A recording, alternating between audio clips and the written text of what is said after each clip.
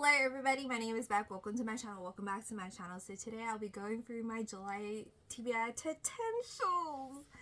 I'm a freaking liar because I never follow my TBR, but one can hope and dream. Yay! The enthusiasm is going downhill because it's currently like 5 p.m. and I've been filming the whole day, so if I start to lose my voice you won't know why. And my makeup is actually really heavy. I don't know if you can tell from the cameras, but there's a lot of lights going on, and I'm currently using a pile of books as a tripod because my tripod is broken. So we're very innovative on this channel, but without further ado, I think I've rambled long enough. Let's actually go through the list of TBR potentials for this month. Fun fact, it is my birthday this month, so I am turning the big old age. I don't want to insult anybody, but it's a bit jarring for me because I am finally leaving my 20s and it's like a shock to the system. So this month I'm going to be spending a lot. I haven't even gone through all the books that I bought in the month of May and June, and there was a lot of books because of the end of financial year sale here in Australia, and Prime Day is coming up soon and it's in July, so it's over for me. So it's a perfect excuse, a recipe for disaster for this month because my bank account is gonna cry for multiple reasons. So I actually dropped by my local library on Saturday, so I picked up a couple of loans that I had on hold because I didn't want to buy the books. I just wanted to like read it, see what it was about. So originally I reserved 2 books, but I did look at the romance section a little bit while I was there, and I picked up an additional book. So I picked up 3 books from my local library, and I'm hoping to actually read them because I will feel bad for like holding up a spot. I made sure that nobody was like reading it, and there was like extra copies at my local library before I picked it up, because I tend to like hold on to like physical books a little bit longer because it takes me more time to like actually go through them. So the 2 books that I picked up is by Tessa Bailey. One I have is Window Shopping and Happenstance.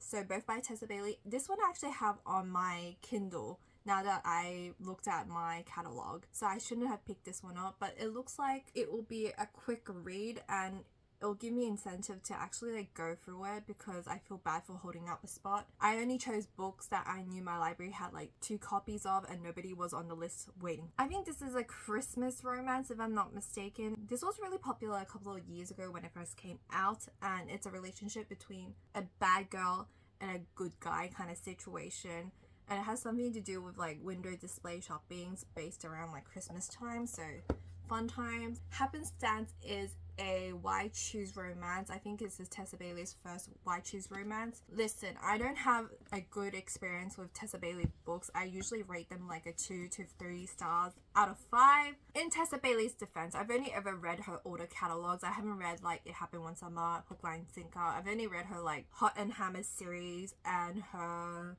most recent one, My Killer Vacation. Those were not my type of books, and hence why I don't really buy Tessa Bailey books, but I do borrow them from my local library. And this one was like completely by chance. This is Megan Quinn, The Reunion. I could have read this off my Kindle Unlimited, but my subscription ran out and I haven't renewed it yet. It was staring right in front of me, and I also saw Not So Meet Cute when I was like walking out. I was like, Rebecca, you don't need more than 3. 2 was actually more than enough since it was like pretty thin. So it should be like a really quick read for me. I try my best not to borrow too many books because I'm going to be realistic with myself. I have enough physical TBR to last me for years to come. I don't know if I can even go through it in this lifetime. I only borrowed books that I really wanted to read, but at the same time wouldn't go out of my way to buy because this is really expensive, and these 2 Tessa Bailey books I don't think I'm going to enjoy as much, but I also was curious about it and I wanted to read it. Honest opinion. Saw this, my Kindle Unlimited subscription ran out. That's the only reason I picked this one up. I've only read a novella from Megan Quinn before, and this is about 3 siblings, 3 love stories, 1 chance at happily ever after, so it's like 3 in 1 kind of story. I did not know my local library was popping off like that. So they also had Magnolia Park, the whole series. I'm really excited about it because they're going to be traditionally published here in Australia, and I hate the new covers, and also they're really expensive. So I'm just glad my local library has so many good romance options. So I'm really happy about that. I'm going to try my best to read these 3. I have 22 days to finish these books. And I do have an ebook loan from my local library as well, which is The Nanny by Lana Ferguson. I've heard people talk about it, have really good things about it, I would most likely be reading this book afterward. I am determined to read this one because I'm very intrigued. Even though I'm not in a contemporary romance phase, I can gaslight girl boss into believing I can be. I don't think my local library has paranormal romance. If they did, I would check out some of the books, but I was also in a time crunch because my local library closes like pretty early on the weekends. They don't open on Sundays, only open for half a day on Saturday, so I was like in and out. That's why I reserved the books and picked up next year. I've rambled long enough. It took me 7 minutes to get to these 3 books. In terms of the books that I really want to read that I actually own, is The American Roommate Experience by Elena Armist. The reason why I picked this one up is because literally when I was trying to film this video, this book from the top of the pile fell down and hit me on the head. So I think that's a sign from the universe to finally actually read this. I did buy the audiobook. I pre-ordered this. I have the bonus epilogue for The Spanish Love Deception. I did everything but read this book. Her 3rd book is coming out soon, so I really want to finish reading this one first. I also really want to read Love Theoretically. God, I can't speak today. I'm struggling to speak today, but that's a natural occurrence for me every single day. By Ali Hazelwood, the 3rd book in this. Oh my gosh, it's bent. But anyway, I think the 3rd book in the Love Hypothesis series. I do have Love on the Brain, which I have read. The Love Hypothesis, which I've also read. I just haven't read this one yet, and once again I bought the audiobook for this, so I'd like to read it too. I heard from other people on the booktubes and the book talk that this is a major improvement, so I'm looking forward to it. The male protagonist, the male love interest, is apparently blonde. I've heard it's also kind of like a remix, but better remix out of the 3. Ali Hazelwood is going to write a paranormal werewolf shifter romance next year. And I also pre-ordered her YA book about chess rivals that's coming out later this year as well. Her first YA debut. I know a lot of people say like Ali Hazelwood basically writes the same storyline over and over again, but for some reason it's a comfort read to me. It's just one of those authors that regardless of what she writes, I'm going to buy. Even though I know what to expect, maybe that's the reason why I buy them, but I do enjoy her book. And the only physical paranormal romance that I want to read and actually finish is I Accidentally Summoned a Demon by Jade Harley. Hope I said that correctly.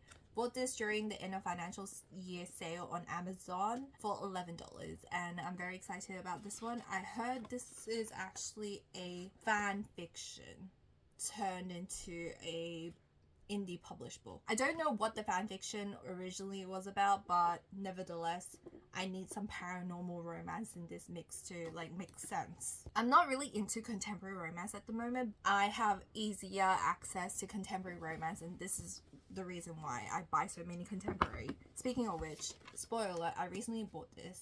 I saw this at my local Big W, didn't expect it to pop out because it was out of stock everywhere I went. I was gonna put Fourth Wing in this compilation pile, but I am going to be honest, if it's a series, I need at least 3 books out about before I can start it. I can't just end on a cliffhanger. I'm not someone that can remember things so far apart, even though sometimes I read like 3 books in a series and I don't like start again until like years later. So I really don't want to get into the habit of doing that, so I need at least the 2nd book or maybe potentially the 3rd book to come out before I start Fourth Wing.